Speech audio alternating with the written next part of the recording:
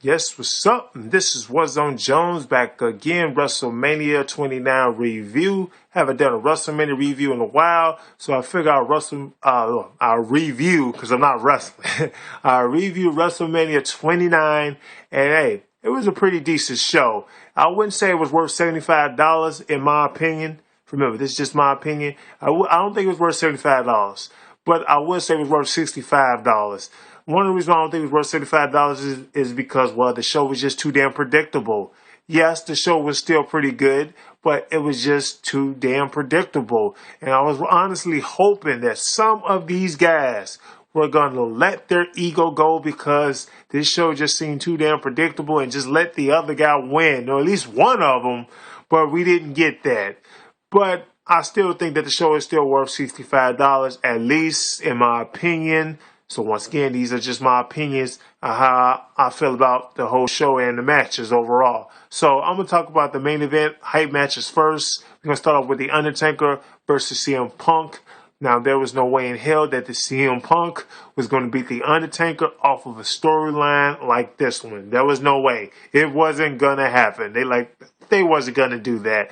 But the show, these guys put on a pretty good match. They put on a pretty good match. It wasn't on the level of Undertaker versus Shawn Michaels. It wasn't on the level of Triple H versus The Undertaker. The last two matches that they had. It wasn't on that level, but it was still pretty damn good in my opinion. Still a pretty good match. Matter of fact, it wasn't even as long. I thought they was probably going to get them 30 minutes, but I would say it probably had 20 minutes at the most. But I think these guys knew that they match wasn't going to get on that level of Undertaker versus Shawn Michaels, Undertaker versus Triple H. They probably knew that, so why give them that much time? I guess that's the way they felt. So, but the match was still good overall. It was still a pretty good match, worth your money. Brock Lesnar versus Triple H.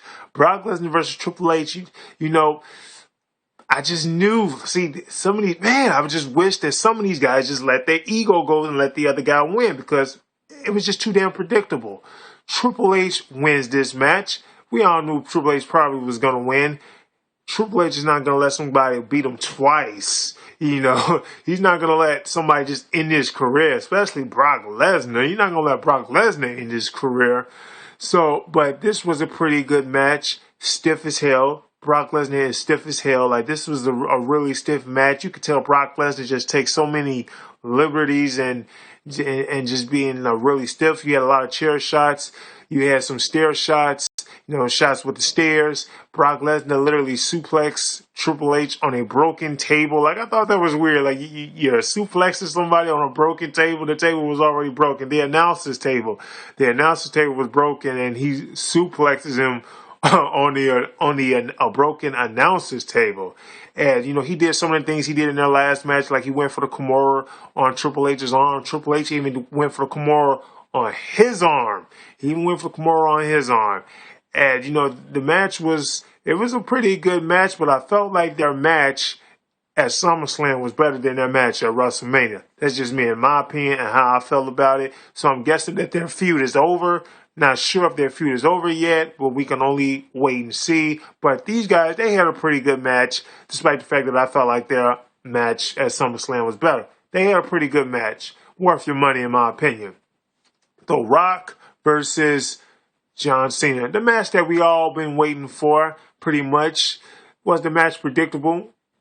Sort of. I felt like sort of because, maybe The Rock will beat him again. Maybe, because, maybe The Rock had in his contract, something like that he can't beat me at WrestleMania. But then again, maybe I felt like he was going to lose because, I know he got a couple more movies that he got to do.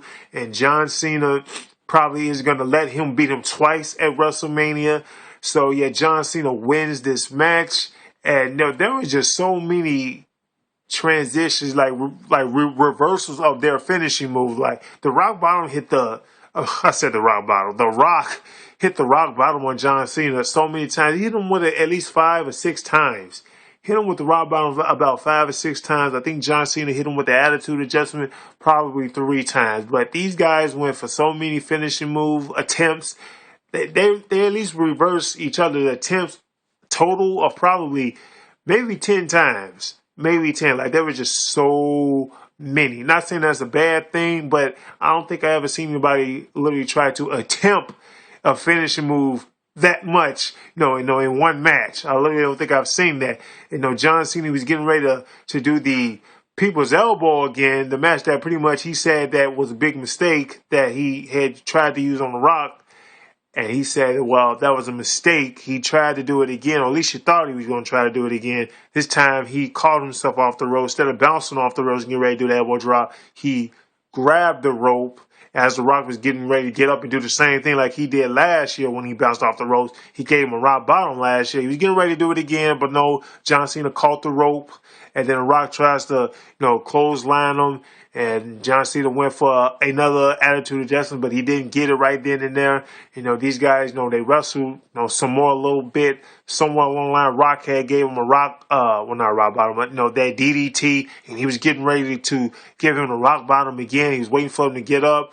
But no, John Cena reverses the rock bottom, and then he plants him with the attitude adjustment, and the match ends like right there, 1, 2, 3. So John Cena wins the WWE title again. So, ladies and gentlemen, it looks like we're going to get another WWE title run by John Cena. Are you excited? Of course you are. If you're a John Cena fan, that is. So, but after the match, these guys, they shook hands. They walked up the ramp, and they shook hands again. Some of the fans booing, some of the fans cheering, but there's probably more boos than cheers. Yeah, so that's how WrestleMaina ended. But as far as, the match, it was a pretty good match. I sort of felt like their match was better last year. Rock didn't tire out in this match like last WrestleMania. He tired out like pretty quickly too. But that didn't happen in this year's WrestleMania between John Cena and The Rock. And, as far as the undercard matches were okay. Nothing to brag about or anything like that.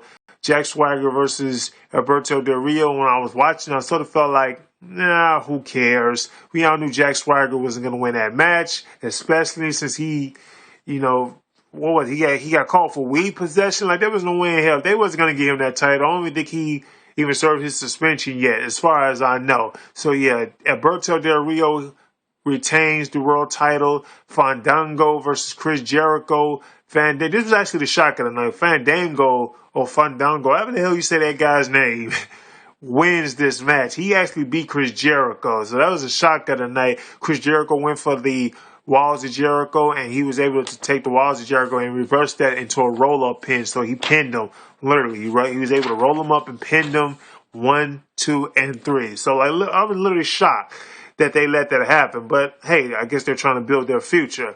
Hey, I can understand that. Kane and Daniel Bryan versus Dolph Ziggler versus Big E Langston. The tag team match for the tag team titles. This match was actually pretty good. It was short but sweet. I wish it would have got longer, like at least 5 more minutes. It was short but sweet. It was a good match. Daniel Bryan and Kane retains the titles. I thought they were going to quite possibly lose because, they had the titles for a while, and you probably would want to do something new with the titles. But they are the most over tag team in the WWE, so I guess, hey, the fans like them, and hey, well, if it's working, I guess it makes sense to keep them with the titles, right?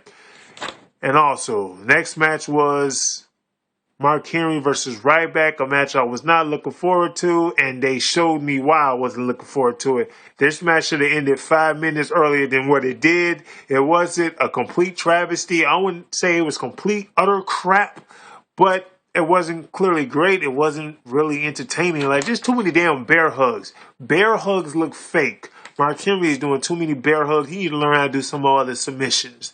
But if you can call bear hug a submission. But Mark Henry does win this match. I thought Ryback was going to win this match. But no, Ryback lost. He went for the shell shock, his move where he puts people over his head. He put Mark Henry up over his head, but Mark Henry, his body gave out. So Mark Henry's 500 plus pound body or 400 plus pound body basically lands on Ryback's head because, he couldn't hold him up in the air. So it lands on his head and he pins him 1, 2, 3. That's how Mark Henry wins. Next, which was the first match of the night, was The Shield versus Big Show versus Randy Orton. versus Sheamus. Now, basically, how these guys won was basically because of lack of teamwork. The Shield win this match. The Shield basically won because of lack of teamwork, basically from the Big Show. He didn't come in and save Randy Orton after he got speared by Reigns. I believe it was Reigns. I believe that's his name, Reigns. The Reigns spears Randy Orton, and he didn't get in the ring and break the 10 count, basically because he was mad because Sheamus didn't tag him in the match. No, at that point in time. He was in the match earlier, but he wanted to get back in, so he wasn't able to get back in, and that pissed him off, and he let Randy Orton get pinned 1, 2, 3. And then after that, he knocks out Randy Orton, and even knocks out Sheamus.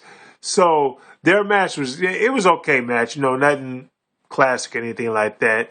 Nothing to really talk about too much, but they had an okay match. So if you haven't done so, go ahead and click that subscribe button. You won't get a ticket if you click it. I'm out. Deuces.